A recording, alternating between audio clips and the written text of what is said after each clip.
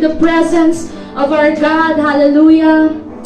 Yes, oh Lord, hallelujah, hallelujah, Jesus. Lord, you are worthy to be praised, oh God, hallelujah. Lord, you are awesome, you are wonderful, God, hallelujah. Lord, you are worthy of our praises, oh God, hallelujah, Jesus. Lord, we acknowledge you, Panginoon, sa umagang ito, sa oras na ito, Panginoon, hallelujah. Lord, we lift up your name, oh God, hallelujah. Panginoon, tunay nga, Panginoon, na wala nang ibang mas dakila pa, Panginoon, sa iyong pangalan, O Diyos. Lord, salamat po, O Diyos, for what you have done. Thank you for everything, O God, that you have done in our lives, Panginoon. And Lord, in this morning, as we worship you, O God, as we magnify your holy name, O God, Lord, may we look unto you, Panginoon. May we look, Panginoon, kung ano yung ginawa mo, Panginoon, sa krus ng Kalbaryo, Panginoon, hallelujah. And Lord, we celebrate you, Jesus, for you are worthy to be praised and to be honored, Panginoon. Hallelujah, Jesus. Lord, because of your love, we are here today. Because of your love, Panginoon, sabi nga, Panginoon, we are forgiven, our hearts are clean, O Jesus. Kaya, Panginoon, in this morning, in this moment of time, we lift up your name, and Holy Spirit, continue to minister to your people as we worship you and we magnify your holy name. In Jesus' name, and all of the people of God say, Amen! Hallelujah! Come on, let's give them all the best love, the best praise in this morning. Hallelujah!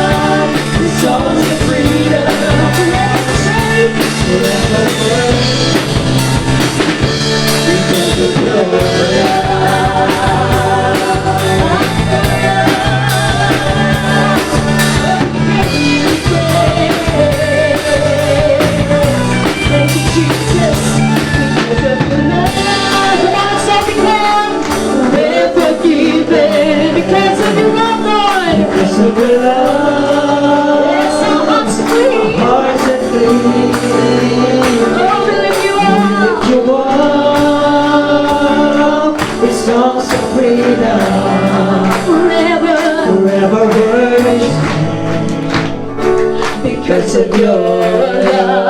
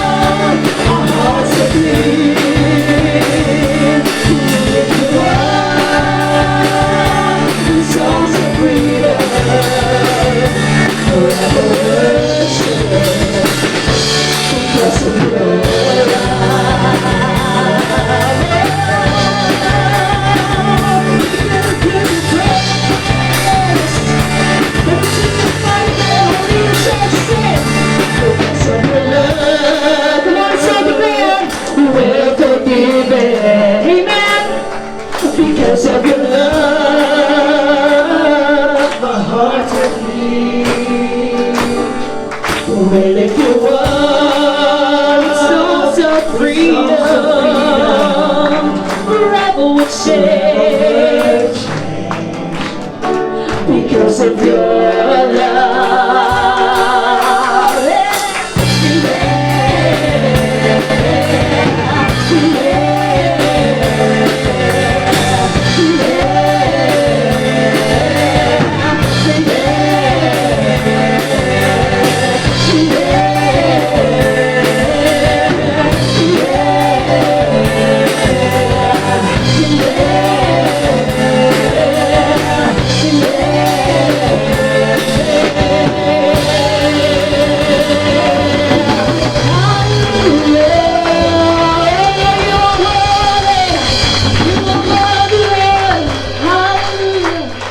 Thank you, Jesus.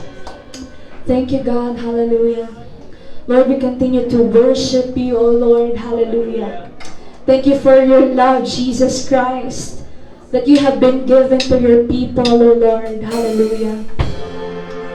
And in this morning, Lord, in this moment of time, O God, we continue to declare your victory upon the cross, O Jesus. Hallelujah. You are worthy, Jesus. Hallelujah. Oh, we worship you.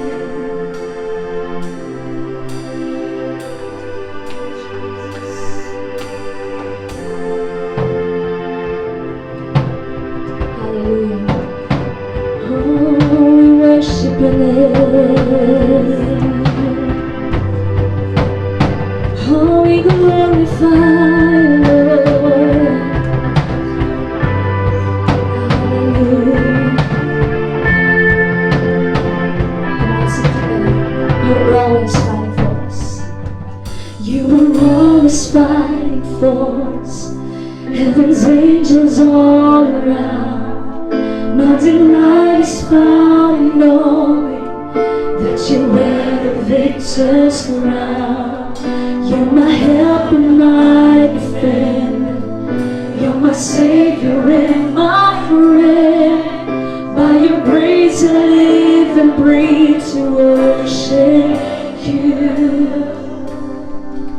At the mention of your greatness, in your name I will bow down. In your presence fear is silence, for you wear the victor's crown. Let your glory fill this temple. Let your power overflow. By your grace I live and breathe to worship you.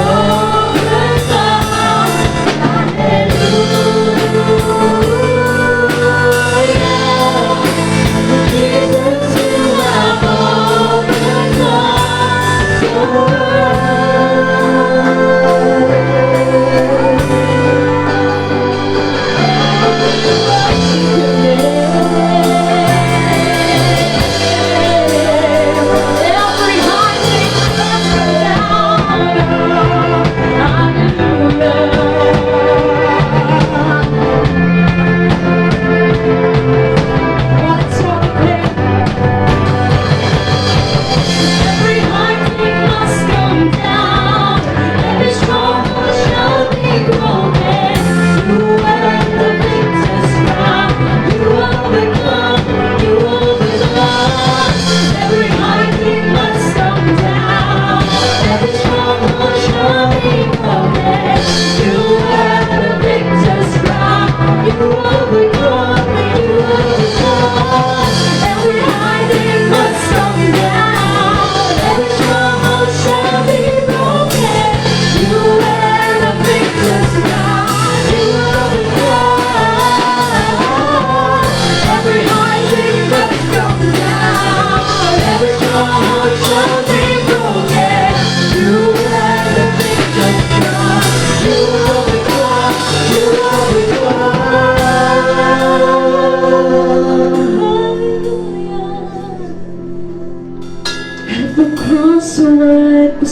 finished.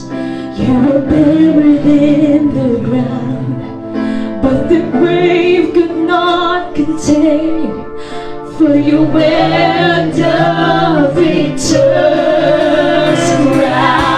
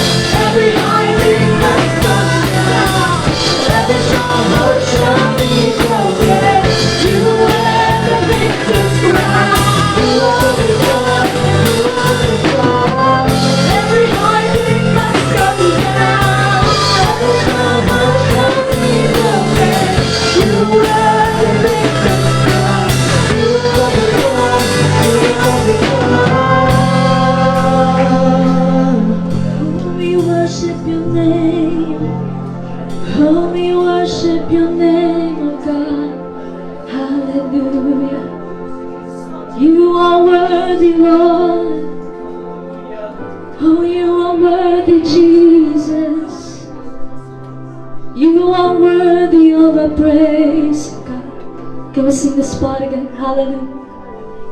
Hallelujah. Yes, oh God. You have overcome. You have overcome. Hallelujah.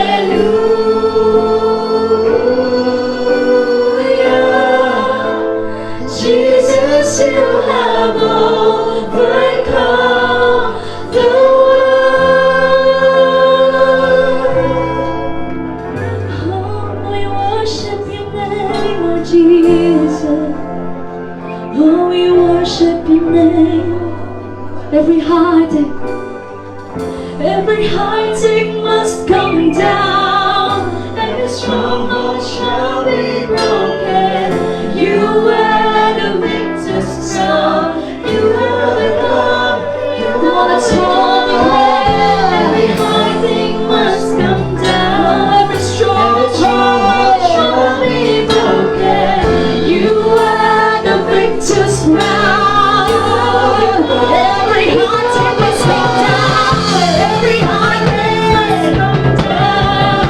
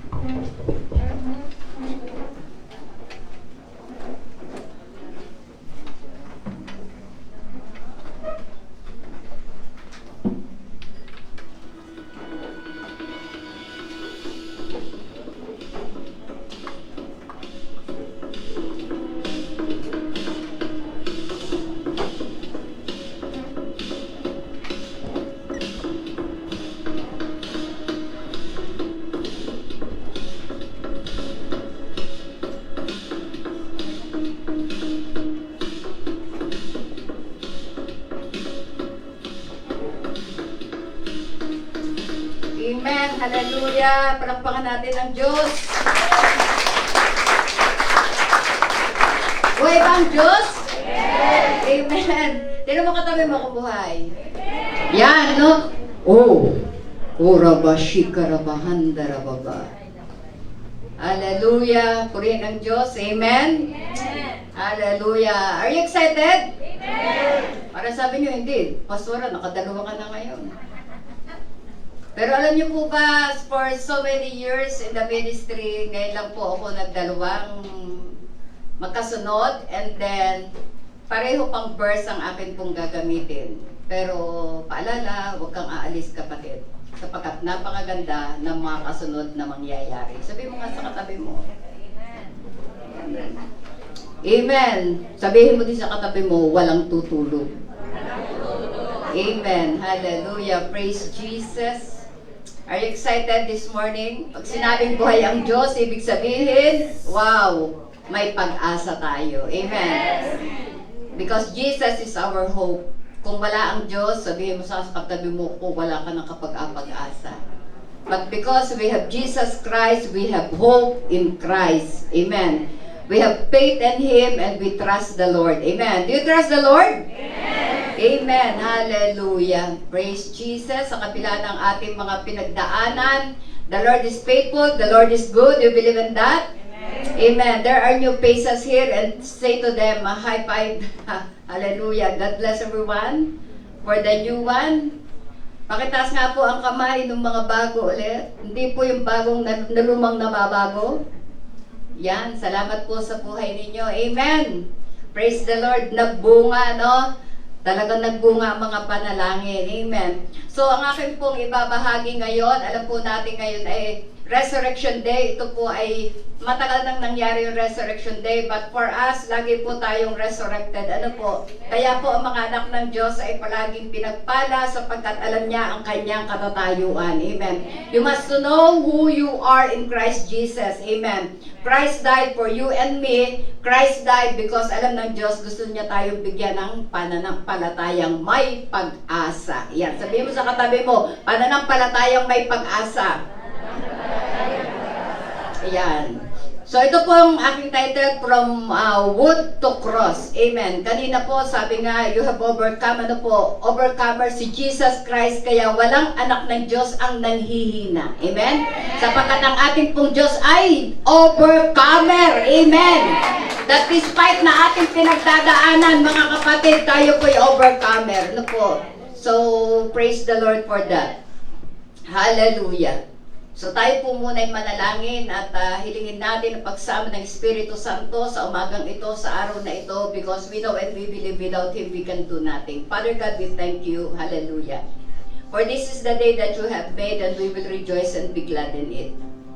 Truly, Lord, we are blessed to be with you. We are blessed that you are our God. You are our forever loving God. You are a faithful God. No one can compare you, O God. Hallelujah. No one can equal you because you are God alone. You, Jesus, the name above all names. We lift you up on high, O Lord Jesus. Hallelujah. Be with us this morning and let your Holy Spirit speak to us. Guide us, lead us, O God, and give your fresh manna that comes from heaven. We ask you, O God, with a humble spirit, O God, right now, Father. Be with us right now, hallelujah. Hallelujah. O Rabashika Rababa. Salamat po, Panginoon, hallelujah, na dinala mo po ang aming panyapak sa lugar na ito. Salamat po na kami may buhay, kalakasan, hininga. Salamat sa bawat pamilyang meron kami. Salamat sa buhay ng aming mga kasama through online, Lord. Salamat sa buhay ng Taga-Christ Family Full Gospel Church. We thank you, God, hallelujah, and may your Holy Spirit dwell sa panas. Speak to us this morning, O God. O Rababashika Rabahandarama. All glory and honors for you alone. O Rabashito Frevikom Frama. Shaleboshika Rabba. Hallelujah, hallelujah. Salamat po, Panginoon. Ikaw po, O Diyos, ang magbigay ng kapahayagan. You must increase, I must decrease.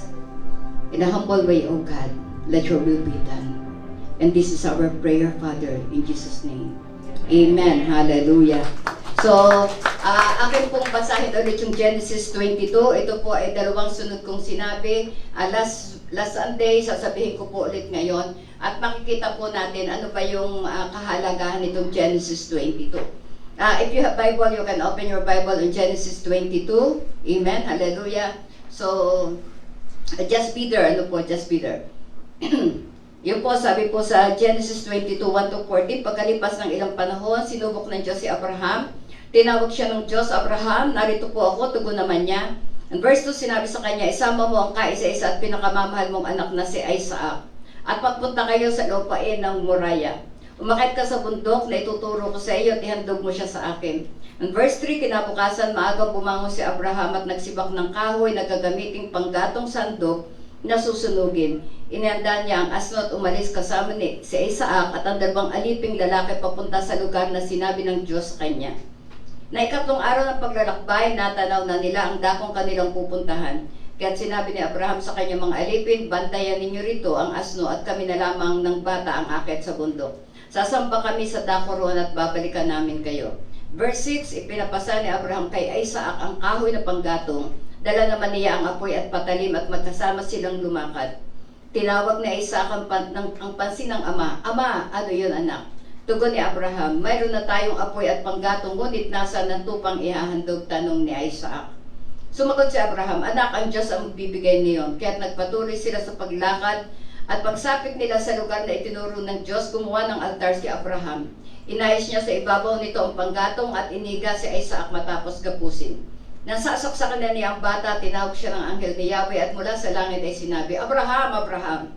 Narito po ako, sagot ni Abraham. At sinabi ng anghel, huwag mong patayin ng bata. Huwag mo siyang saktan. Natitiyak ko ngayong handa kang sumunod sa Diyos. Kapagkat hindi mo ipinagkait sa kanya ang kaisa-isa mong anak. Paglingon niya, may nakita siyang isang lalaking tupa na ang mga sungay ay napasabit sa mga sanga ng kahoy. Ito ang kinuha ni Abraham at inihandog sa halip ng kanyang anak. Kaya't ang lugar na yun ay tinawag ni Abraham na si Yahweh ang nagkakaloob. At magpahanggang ngayon, sinasabi ng mga tao, sa bundok ni Yahweh ay may nakalaan. Amen. Purihin ang Diyos sa pagkabasa ng kanyang mga salita. Hallelujah. At kagaya po ng sinabi ko last week, ito po ay may kahalagahan sa redemptive history po, kung paano po tayo isinave ng ating Panginoong Diyos. Amen. Kaya I do believe po na aalis kayo sa lugar na ito na mas maa-appreciate nyo ang Diyos. Amen. At makikita nyo na, Lord, maraming salamat sapagkat without you talagang hindi po kami maliligtas. It is not about the works that you have done, but it is about what Jesus done on the cross. Amen. Hallelujah. So, yun po so ang Genesis 22 points to Jesus, So, ito po ay nakalock, pero Jesus is the key that unlocks it for us. Ito pong Genesis 22 ay nakalock, pero ngayong umaga, bubuksan po ng Diyos kung ano yung nakalock na ito. Amen. Hallelujah. Are you excited? Oh, praise the Lord sa palakpak na malakas sa Panginoon. Amen. Hallelujah. Woo! Hallelujah. So, ito po, panoodin po natin itong video na ito. Mas maganda po na mapanood muna natin yung mga video na kagaya po nito.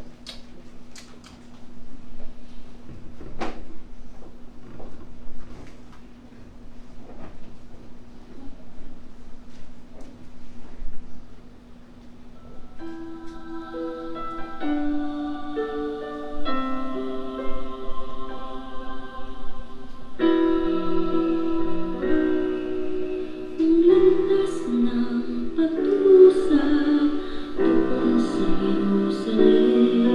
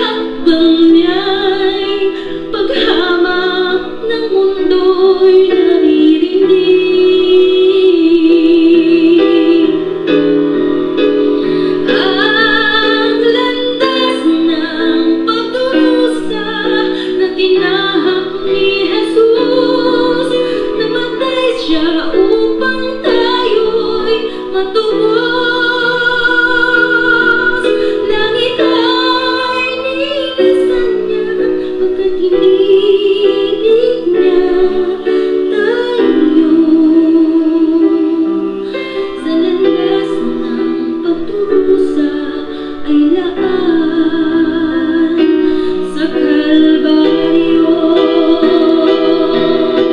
Dugo niya'y tinigis nang tayo'y luminis. Doon ay naganap ang kanyang pasakit. Ang landas ng pagdurusa na tinahak ni Jesus. Namatay siya upang tayo'y matubos. Langit ay nilisan niya, pagkat inibig niya tayo. Ang landas ng pagdurusa ay laan sa Kalbaryo.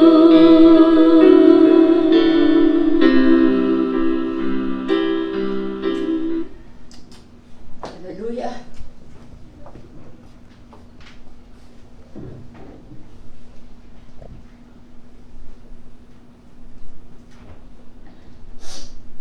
Alam mo yun?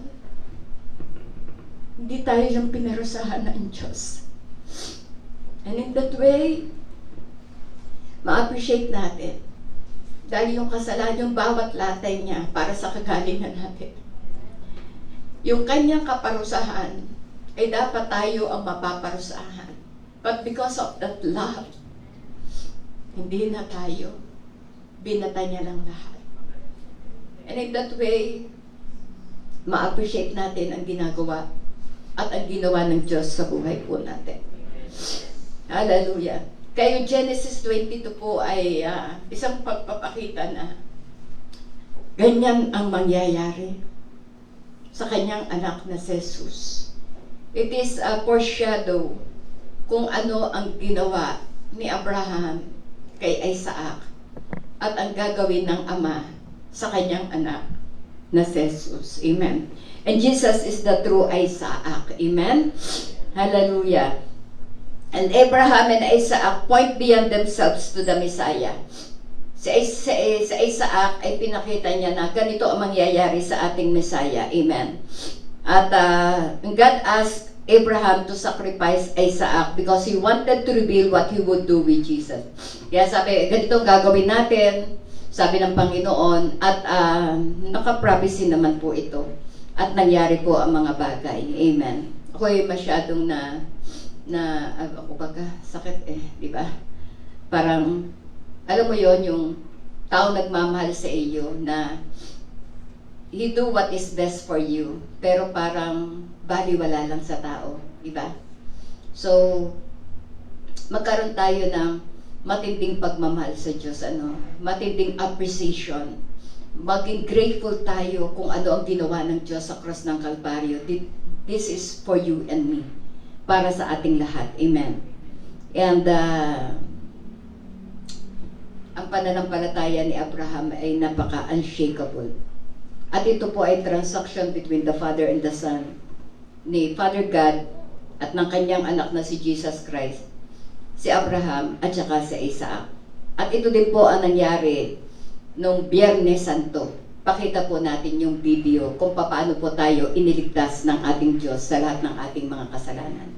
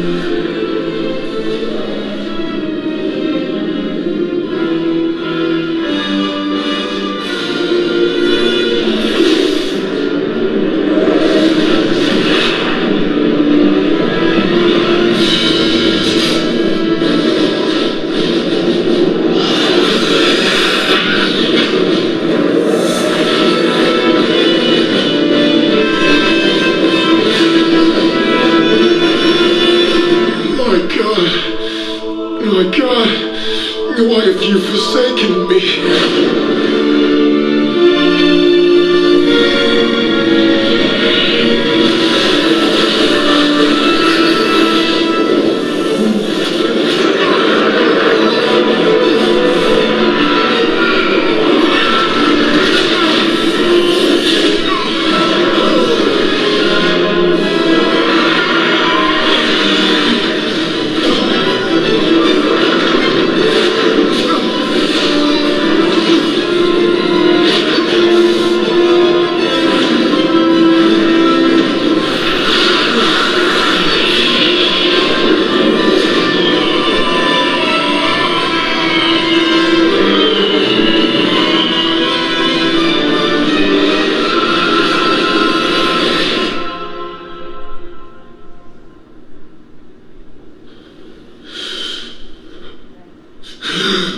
Finished!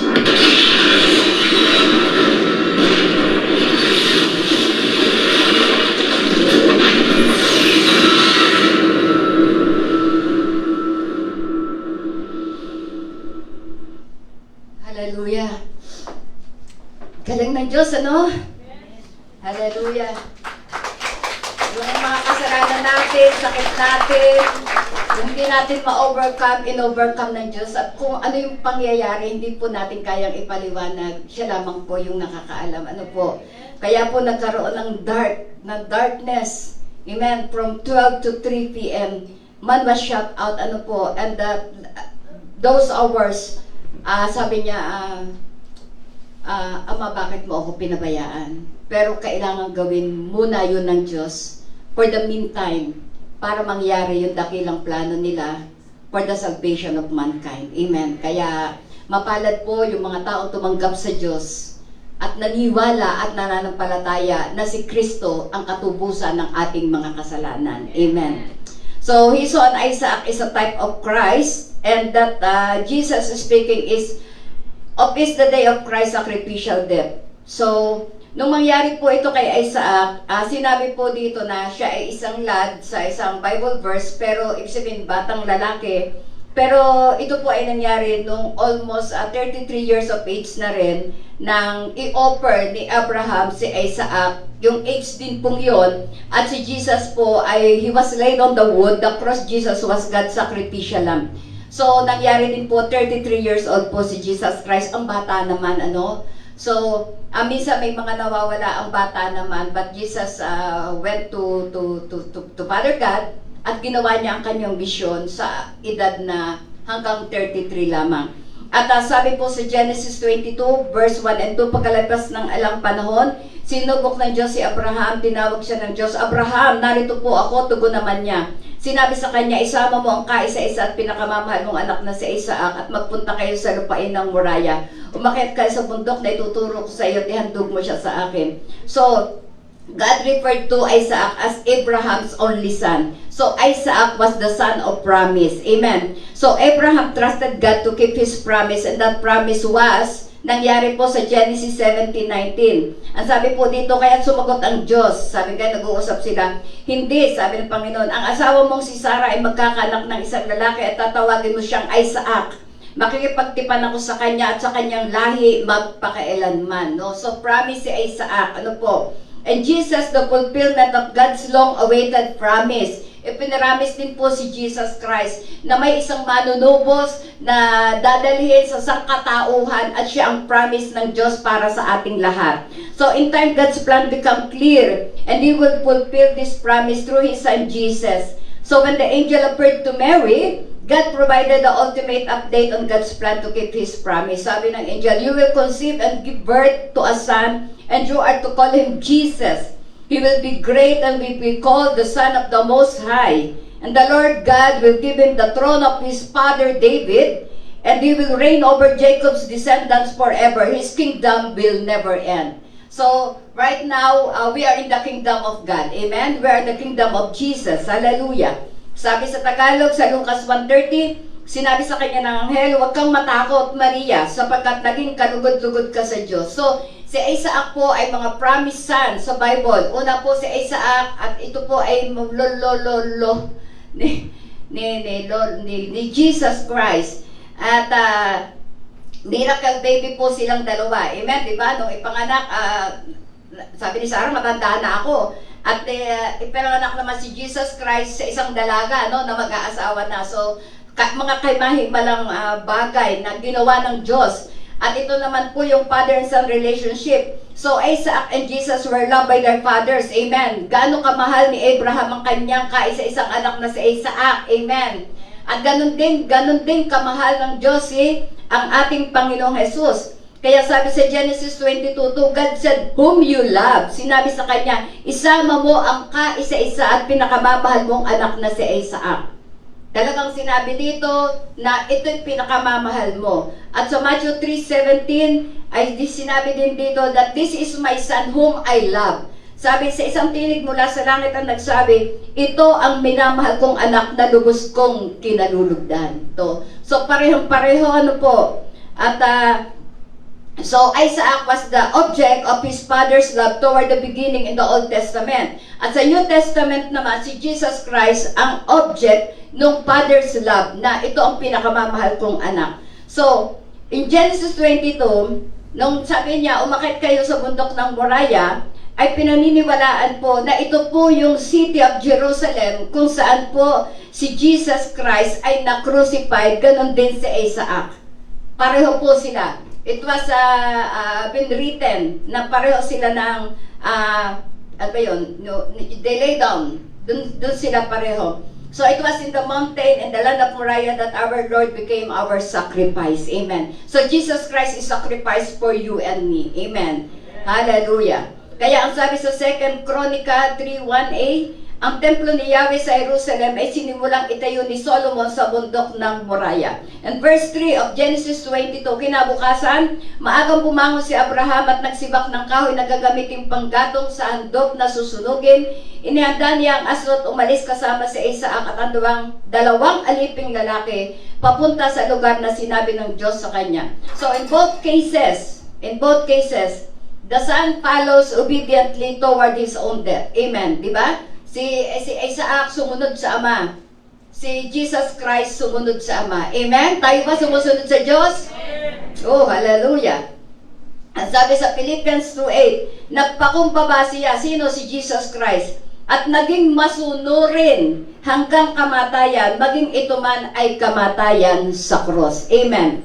So, yun po ay yung nangyari. And verse 4 of Genesis 22, nang ikatlong araw ng paglalakbay, ito po, natanaw na nila ang dakong kanilang pupuntahan. So, he had given up his son Isaac for 3 days. 3 days sila naglakbay, di po ba? Before he actually placed Isaac on the altar. Before God restored his son to him by halting the sacrifice. And Jesus, the son was offered on wood on a hill and was in the grave for 3 days. So, Jesus spent 3 days in the grave before God restored him to life. Amen. So, sabi sa 1 Corinthians 15:4, inilibing siya at muling nabuhay sa ikatlong araw tulad din ng sinasabi sa kasulatan. Amen. Magkapareho ba? Amen. Hallelujah. So, and verse 6, sabi dito, ipinapasa ni Abraham kay Isaac ang kahoy na panggatong. Dala naman niya ang apoy at patalim at magkasama silang lumakad. So, Isaac carried the wood, the cross upon which he would die. It pictures na si Jesus Christ din, nagdala din ng cross kung saan siya ay doon din mamamatay. Amen. So, John 19:17, inilabas siyang pasa ng kanyang cross. Kaya nga po nakita natin kanina sa Via de la Rosa, ano po? Sabing ganyan, papunta sa lugar na kung tawagin dako ng bungo, Golgotha sa wikang Hebreo. At sinabi dito, and he, Abraham, took the fire in his hands and a knife, and they went both of them together. They were both in full agreement. We see nothing that tell us that Isaac rebelled in any way. Sumusunod lamang si Isaac sa kanyang ama. Kagaya ni Jesus Christ, sumusunod din siya sa ating ama kung ano ang ipinapag-utos niya. At ang sabi sa Lucas 22:42, sabi niya, Ama, kung loloobin mo, ilayo mo sa akin ang kopang ito. Ngunit, sabi niya, alam mo yun, parang alam ni Jesus Christ ang ipaghihirap niya. Pero itong sinabi niya, ngunit, huwag ang kalooban ko ang masunod, kundi ang kalooban mo. Alam mo yun, di ba? Yung alam mo na naghihirap ka, Pero sinasabi mo, pero sige na nga Lord, yung kalooban mo pa rin ang mangyari. So Isaac is a type of Christ, very obedient unto death. So si Isaac po ay tipo ni Kristo na hanggang kamatayan, siya po ay very obedient. Ano bang obedient? Sa Tagalog, sumusunod. Sumusunod sa ating Panginoong Diyos. Amen. Kaya nga sabi sa Philippians 2:8, nagpakumbaba siya, sinabi ko nga, hanggang kamatayan, maging ito man ay kamatayan sa krus. So tayo po ba, no, sa konting paghihirap, tayo ba'y nakakasunod? Alam niyo po ba, mga kapatid, kaya po tayo nahihirapan dahil without the Spirit of the Lord, hindi po talaga tayo. Kaya kailangan matanggap natin si Jesus Christ fully, not only in our mouth, but truly in our heart. Kasi pag po si Jesus Christ nasa puso natin, I will tell you, makakaya niyo po yung mga bagay na ipinagagawa ng Diyos. Hindi na po tayo ibibitin sa cross ng Kalbaryo. Siya na lang mong po yun. But marami pong ipinapagawa ang Diyos sa atin sa araw-araw nating buhay para po tayo ay magtagumpay. It doesn't mean that we are here, we are victorious. Araw-araw po, tayo po'y gusto ng Diyos magtagumpay. In what way? Marami pong kapamaraanan na mula din sa kanyang salita para po tayo magtagumpay. Para makita sa buhay natin si Kristo ay tagumpay sa buhay mo. Hallelujah! At tinawag na Isaac ang pansin ng ama. Ano yon? Sabi niya ganyan, tugon ni Abraham. Sabi dito, mayroon na tayong apoy at panggatong, ngunit nasa ng tupang ihahandog. Alam niyo po ba, sinagot siya ng John 1:29. John said, look, the Lamb of God who takes away the sin of the world. Siya ang kordero ng Diyos na nagalis ng kasalanan ng sanlibutan. Amen. So God Himself will provide a lamb. And this is amazing grace. Na nung kailang papatay na sa Isaac, dumating ang isang tupa, lalaking tupa, at sinabi niya, ito ang papatayin. Amen. Makikita din po natin ito later. So Jesus was also an innocent son who went willingly up to the mountain to be crucified. Hallelujah. And Jesus is likened to a spotless lamb. And 1 Peter 1:18-19. Alam na ninyo kung ano ang ipinantubo sa inyo sa walang kabuluhang pamumuhay na inyong minana sa inyong mga magulang. Tama po. Ang ating pong mga minana sa mga magulang natin ay walang kabuluhan. Ngunit ito po yung maganda, tinubos kayo hindi sa pamagitan ng mga bagay na nasisira, tulad ng ginto o pilak, kundi sa pamagitan ng mahalagang dugo ni Kristo. Ang kanyang dugo po ay may kapangyarihan sa ating buhay. And if you believe in that, may kapangyarihan ang dugo ni Kristo sa buhay mo, mabubuhay ka. Do you believe in that? Na pag ang isang tao sinalina ng dugo, sila po ay nabubuhay? Blood is very much important. Sabi niya dito, kundi sa pamagitan ng mahalagang dugo ni Kristo. Isipin mo yung dugo ni Kristo ang ibibigay sa iyo. The spotless lamb. Yun ang magiging buhay mo na ngayon. Siya'y tulad ng korderong walang dungis at kapintasan. So Isaac, who was likely a young man at the time of his sacrifice, acted in obedience to his father. Mababasa po natin sa Genesis 22:9. Sa Tagalog, pagsapit nila sa lugar na itinuro ng Diyos, gumawa ng altar si Abraham. Inayos niya sa ibabaw nito ang panggatong at inihiga si Isaac, matapos gapusin. Isaiah 53:7, ipinakita dito na pareho sila ng ginawa kay Jesus Christ. Nakita niyo po kanina yung video, siya ay pinugbog, pinahirapan. Tama po ba? Ngunit hindi kumibo kahit isang salita. Tulad ay tupang nakatakdang patayin, parang korderong hindi tumututol kahit nagpupitan at hindi umiimig kahit kaunti man. Diba? Ano pang sinabi niya lang? Father, forgive them for they didn't know what they are doing. Amen? Ito po yung tayo ay wala pa sa Diyos. Pero yung tayo po ay nasa Diyos na, alam na po natin ang ating ginagawa. Alam po natin kung mali o tama ang ating ginagawa. Hindi ko masabi ngayon, sabihin ni Lord, Father, hindi na po wari ko, hindi na po tayo kasama dun. Yung pong salitang yon ay noong mga panahong wala pa tayong alam sa ating Panginoong Diyos. Yung hindi pa natin alam na tayo pala ay nagkakasala. Because we always know na ito yung takbo ng mundo. Kaya kung anong takbo ng mundo, yun ang aking gagawin. Kasi we thought ito yung tama. We are living in this world, the system of the world. But we thank God na pinabago tayo ng Diyos. We are not conforming in this world, but be transformed by the renewing of our mind. Sabi sa Romans 12:2. Amen. So sabi po, before Jesus prayed, sabi niya ganyan sa Matthew 26:39. Bago siya mamatay, no po, talagang alam niya, mararamdaman niya. Kaya po kung tayo po ay may mga challenges, may mga problema, the best way is to pray to God. Sabi niya dito, lumayo siya ng kaunti, nagpatira pa siya at nanalangin. Ama ko, kung maaari po, ilayo ninyo sa akin ang kopang ito ng paghihirap. Ngunit hindi po ang kalooban ko, kundi ang kalooban ninyo ang mangyari. Ito po ay nangyari sa Matthew 26:39. And verse 12, sabi dito, sinabi ng anghel, Genesis 22:12, huwag mong patayin ng bata, huwag mo siyang saktan, natitiyak kung ngayong handa kang sumunod sa Diyos, sapagkat hindi mo ipinagkait sa Kanya ang kaisa-isa mong anak. Napakaganda ng salitang ito, no? Kaisa-isa mong anak. Ibig sabihin, it points out to Isaac and it points out to Jesus that they love their son. But because of that sacrifice, kaya nilang isakripisyo ang kaisa-isa nilang anak because of the love. Hallelujah. In Romans 8:32, kung ang sarili niyang anak ay hindi niya ipinagkait, sa halip ay ibinigay para sa ating lahat. So God had no intention of Abraham sacrificing Isaac, foreshadow lang siya. But this account look forward to what God had every intention of doing with Jesus. Ang Genesis 22 po ay pinapakita dito, inunlock po ito ni Jesus Christ sa New Testament. Ang nangyari sa Old Testament ay isang bahagi na gaganapin niya sa New Testament at ito ang kaganapan ng ating katubusan. So Abraham did not spare his son but was willing to deliver him up. Panoodin po natin ang video ni Abraham at ni Isaac.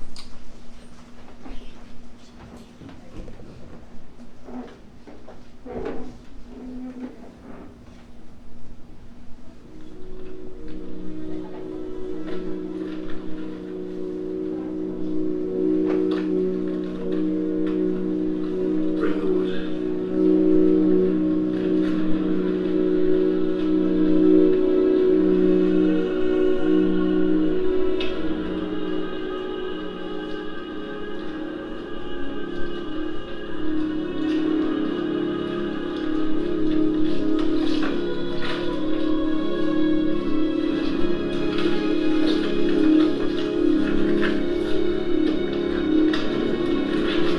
Father, what are you doing? You're hurting me, Father. Isaac, you must trust in God.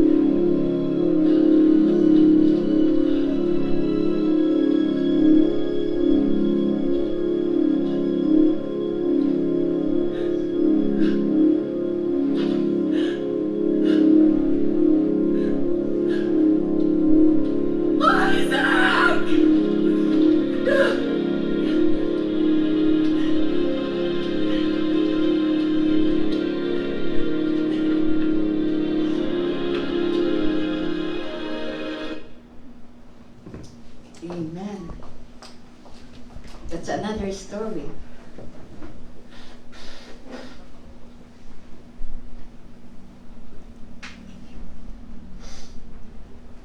Hindi natuloy kay Isaac, ano? Pero natuloy kay Jesus, ano?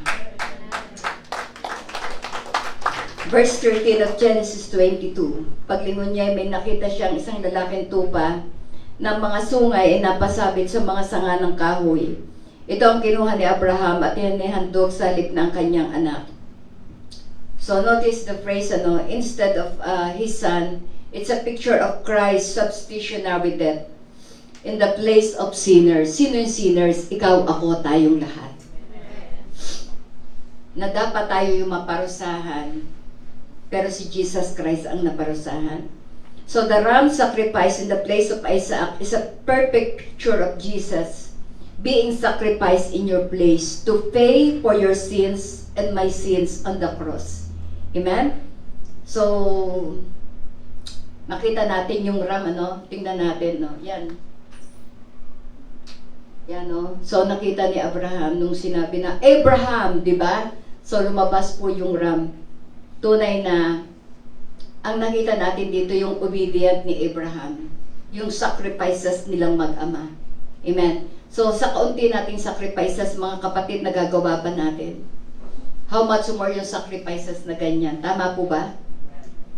So, and this is the picture of Jesus Christ. Yan. Imbis na yung si Isaac, nakita niya yung ram. And that ram is Jesus Christ, the spotless lamb. Amen? So, yan po yung substitutionary. Siya po yung sacrifice sa buhay po natin. Ano? Siya ay sacrifice sa atin pong mga kasalanan. So, Jesus said, your Abraham father rejoice. At si Abraham po ay natuwa, nagkaroon ng gala sa buhay niya nang makita po niya na yung ram ay dumating. Imbis na ang saksakin niya yung kanyang anak, ay tinawagan siya ng Panginoon. At sabi niya, Abraham! So, mabuti na lamang maliwanag ang tenga ni Abraham, no? At nakaligtas sila, ano po. So, ito po ay, sabi dito, Abraham's joy in seeing the ram caught in the thicket in Genesis 22. And that ram was the substitute that would save Isaac's life. Without that ram, pero ako po naniniwala talagang ibibigay yun ng Diyos. Ang pinapakita dito ng Diyos, yung obeying, yung obedience nung mag-ama na yung sacrifice nila, umakit ng bundok, nagdala ng mga kahoy, and then after all, ang kanyang anak ay kanyang tinalian. Ang sakit ano po, nung tinatalian, ano po. At sinabi sa kanya na, anong gagawin mo? Pero, but because of that obedience, hallelujah. And the Lord provides. Amen. So, nawa magkaroon po ito ng rhema sa atin na nakita natin yung lahat ng ginawa ng Diyos. Without sacrificing in our lives, without obedience, hindi po tayo makakapunta ng langit. I'll tell you. At sinabi po sa Genesis, Jesus said to the Jews in John 8:56, natuwa ang inyong amang si Abraham nang malaman niyang makikita niya ang araw ng aking pagdating. Nasulat din po ito, John 8:56, nakita nga niya at siya'y nagalak, di ba? Nung nakakita ng ram, ang nakita niya, si Jesus Christ po yun, at siya'y nagalak.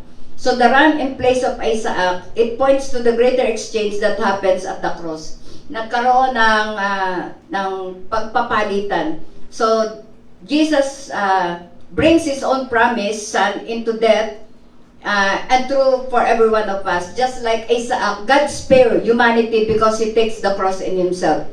At this story of Isaac is both a picture of Abraham's willingness to sacrifice his only son and a foreshadowing of God, willingness to sacrifice for every one of us. Amen. Napakabuti ng Diyos sa buhay po natin. Mabuti po ba ang Diyos? Amen. Bilang mabuti po ang Diyos, handa po ba tayong sumunod sa Diyos? Amen. Amen. Hallelujah. So alam niyo po, God is expecting every one of us sumunod po tayo sa Diyos. They are very much obedient. Kahit sa cross ng kamatayan, they are very much obedient. Amen? As we are Christians, are we obedient to God? Urabashi karaba. Hallelujah. So Isaac and Jesus revealed God's love for the world. Abraham loved his son, but he was willing to sacrifice Isaac because of his love for God. Similarly, God the Father loved his son, but he was willing to give him up because of his love for us. Si Abraham ay handang sumunod sa Diyos dahil mahal niya ang Diyos.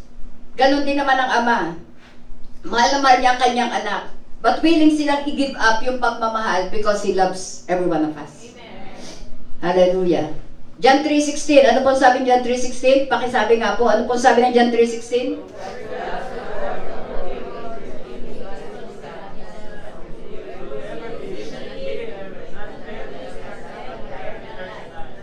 Amen. Hallelujah. Sapagkat gayon na lamang ang pag-ibig ng Diyos sa sangkatauhan, kaya't ibinigay niya ang kanyang kaisa-isang anak upang ang sino mang sumampalataya sa kanya hindi mapahama, kundi magkaroon ng buhay na walang hanggan. Sino mang sumampalataya. Ang ibig sabihin po nito, ang kanyang pananampalataya ay tuloy-tuloy at hindi nagbabago. Madali pong sabihin ang salitang pananampalataya. Pero ang pananampalataya pong salita ay dapat nilalakaran ng isang Kristiyano everyday. Amen? Amen. Hallelujah. Amen. Jesus is the true Isaac. 1 John 3:16, inulit ito. Dito natin malalaman ang pag-ibig. Inialay ni Kristo ang kanyang buhay para sa atin. Alam mo, nang ialay ng Diyos yung buhay niya para sa atin, isa ka na sa pinagpalang tao. Kung ikaw ay naniniwala at nananampalataya sa ginawa ng Diyos sa buhay mo. Now, we are blessed. Hindi po tayo yung gagawin yung mga ritual na bagay, kundi lahat na ginawa ng Diyos para hindi mo na gawin ang ritual na bagay. Ikaw ay free para gawin ang mga bagay na makakapagbigay luwalhati sa ating Panginoong Diyos. Hindi po gawin ang mga bagay na gusto natin para gawin ang mga bagay na magbibigay luwalhati sa ating Panginoong Diyos. Amen. Hallelujah. It is a perfect picture of being sacrificed in your place and in my place to pay for our sins. At the cross, dun po naganap ang kapatawaran. Kaya sabi niya sa John 3:16, na po, sino man. So, hindi po ito sinabi lang natin, kundi ito po ay pinaniniwalaan, tinitindigan, at ito po ay ating ginagawa araw-araw, sino man. Amen. So God demonstrated His own love toward us that while we were still sinners, Christ died for us. Yung pala naman, pastora, namatay na pala si Kristo. O di okay na? Hindi po okay. Unless you accept Jesus Christ as your Lord and Savior. So how can you accept Jesus Christ as your Lord and Savior? Na dito mo lang, oh Lord, I accept you as my Lord and Savior. Hallelujah, glory to God. Pero paglabas po natin, hindi po makita ang Diyos sa buhay po natin. You are not a reflection of Jesus Christ. Sa Tagalog, ngunit pinatunayan ng Diyos ang kanyang pag-ibig sa atin nang mamatay si Kristo para sa atin nung tayo makasalanan pa. Though Jesus did not deserve to die, God made Him the sacrifice to wash away our sin. Yung pala naman, pastora, na ano na naman pala, wala na pala tayong mga kasalanan. Kaya pwede na ulit magkasala. Hindi na po muling mamamatay si Kristo sa iyong kasalanan na gagawin. Once and for all ang kanyang kamatayan. Pero anong dapat natin gawin? Yung mga kasalanan natin ay i-repent po natin. Pag sinabing repentance, hindi na natin gagawin. Hindi na tayo babalik dun sa bagay na buhay na gusto ng Diyos, na gusto ng Diablo na ginagawa sa atin. Gusto ko kayong tanungin sa umagang ito, who owns your life?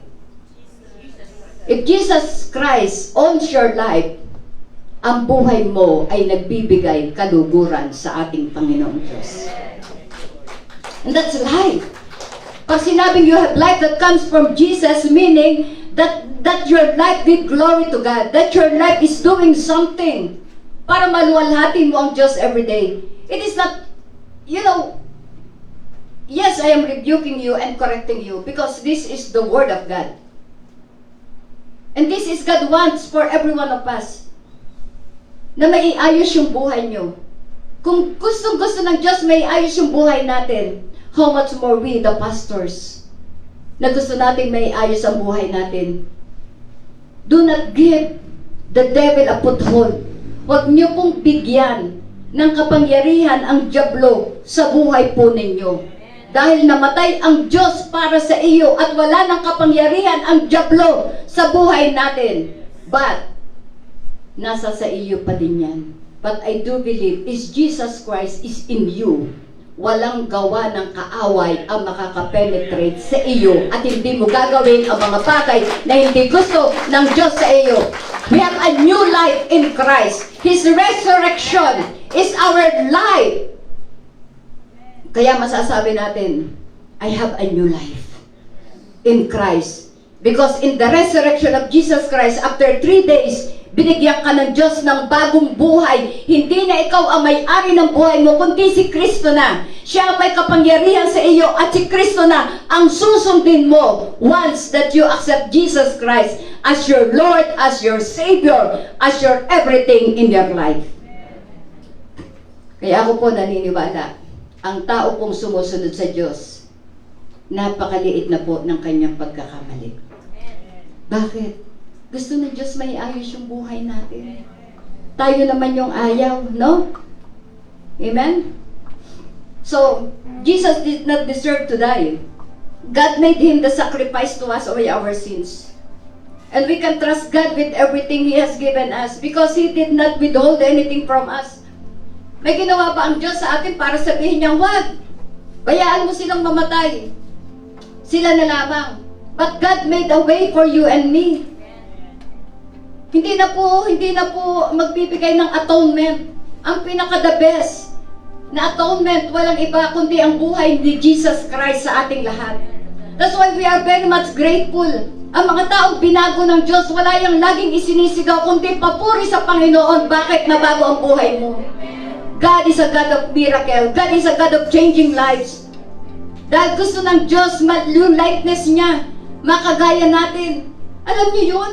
Yung wala na nagagalit sa iyo, yung wala na nag-aaway sa iyo, yung hindi ka nakasangkapan ng Diyos, yung nagbibigay luwalhati ka, yung blessing ka kahit kanino. Yan po yung buhay na galing sa ating Panginoong Diyos. Huwag po nating hayaan ang diablo'y makapasok muli. Dahil winasak na yon ng ating Panginoong Diyos.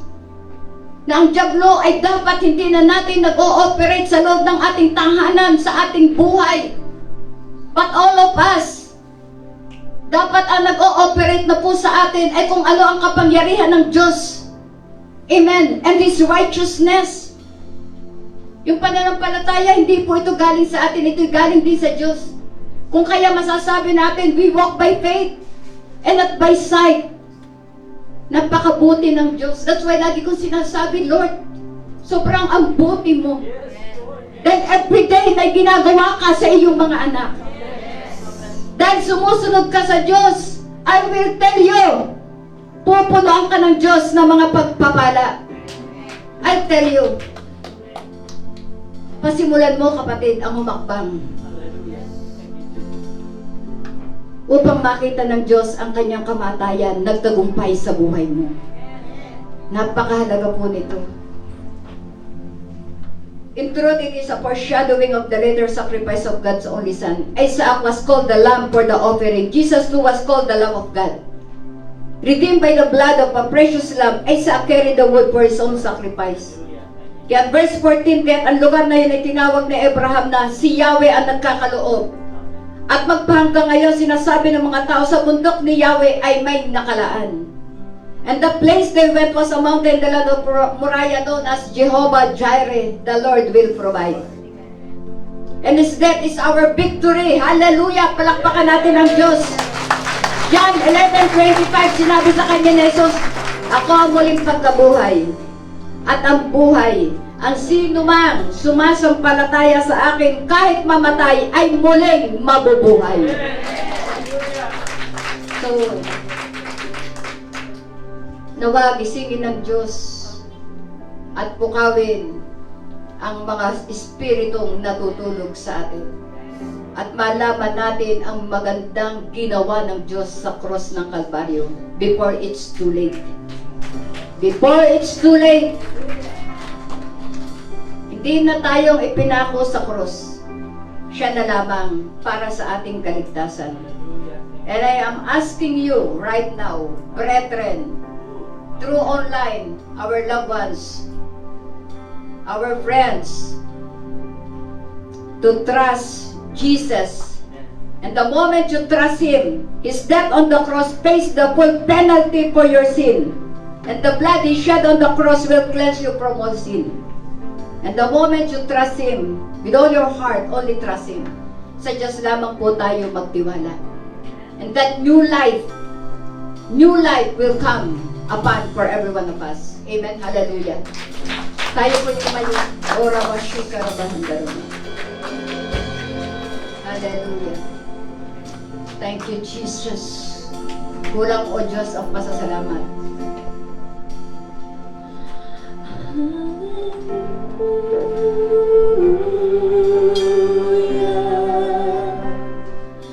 You have overcome. You have overcome. Hallelujah.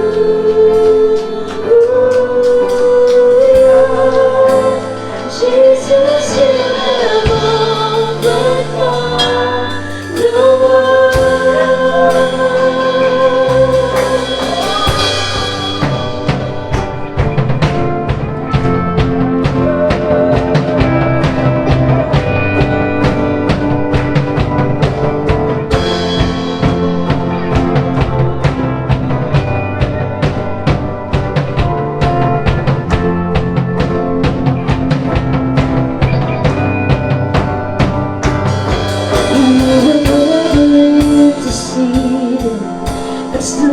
Become the sound. You can never be defeated, for you wear the victor's crown. Let your glory fill this temple, let your power overflow. By your grace I live and breathe to worship you.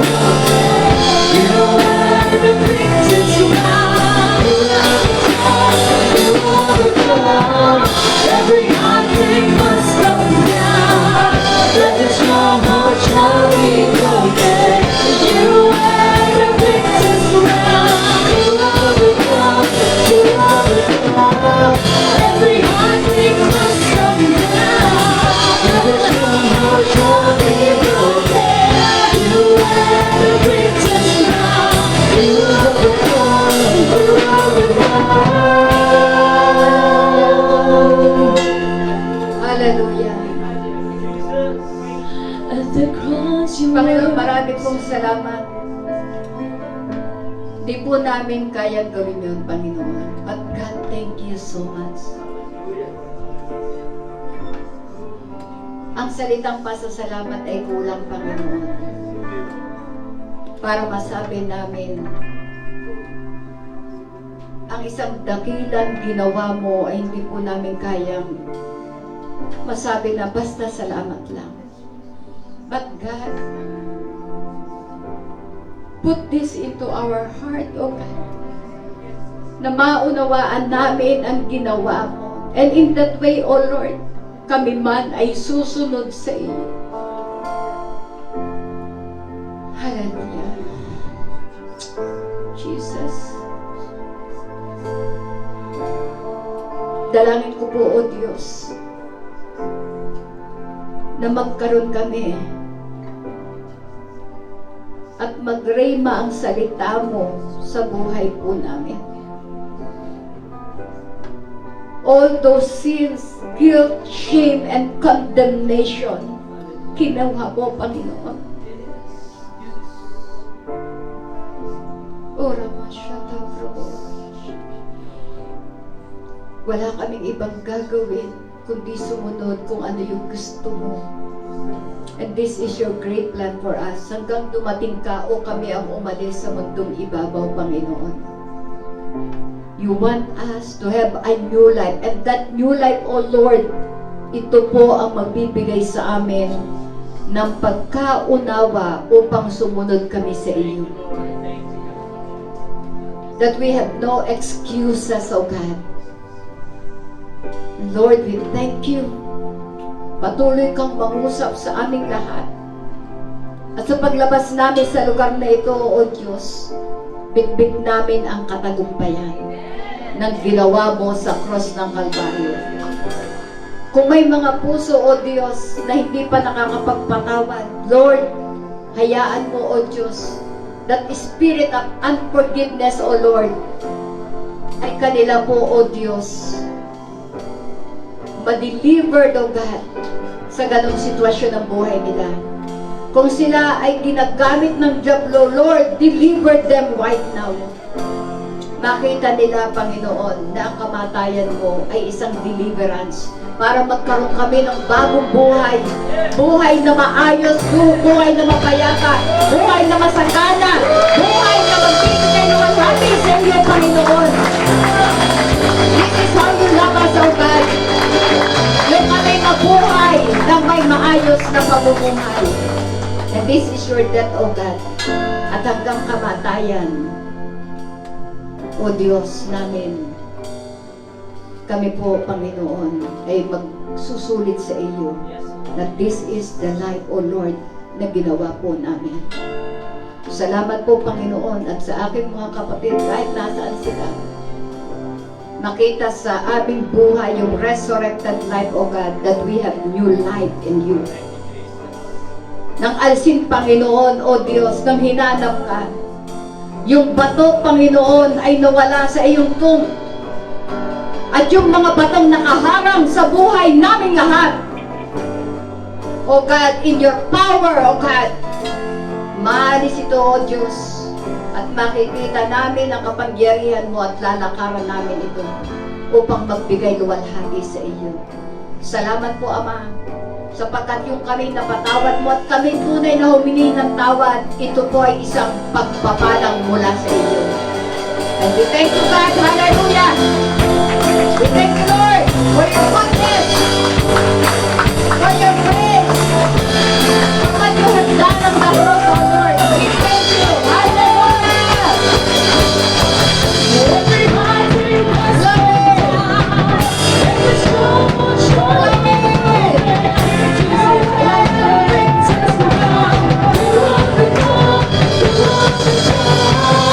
Every heart they must come down. There is no more shouting broken. You have the victor's crown. You have the crown. Every heart they must come down. There is no more shouting broken.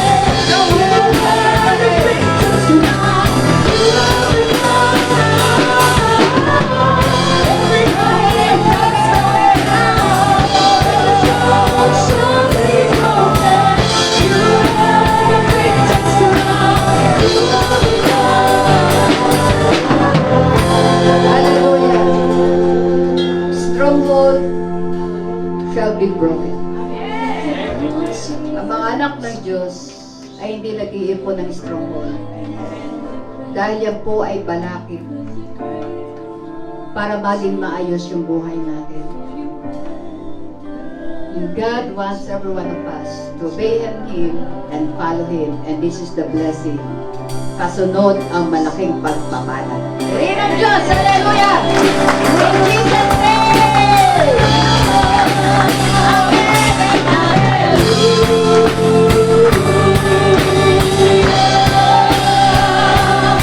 You have overcome. You have overcome.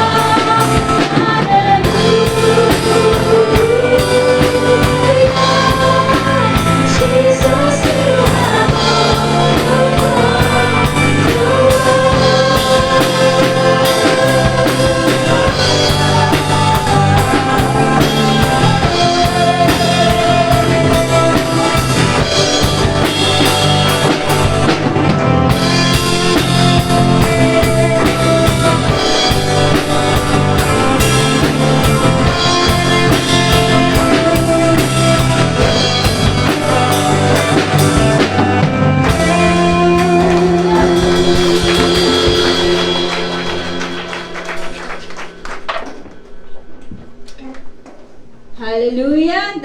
Mauna po tayo sa pagbibigay. Para po sa ating mga nasa online, hindi ko na po kayo tatanungin kung na-bless kayo. Ang itatanong ko po sa inyo kung gaano po kayo ka-bless. Amen po? Kaya pwede po, maaari po tayong magbigay ng ating tithes and offering sa ating GCash 0945-677-8986. 0945-677-8986. God bless you as you give.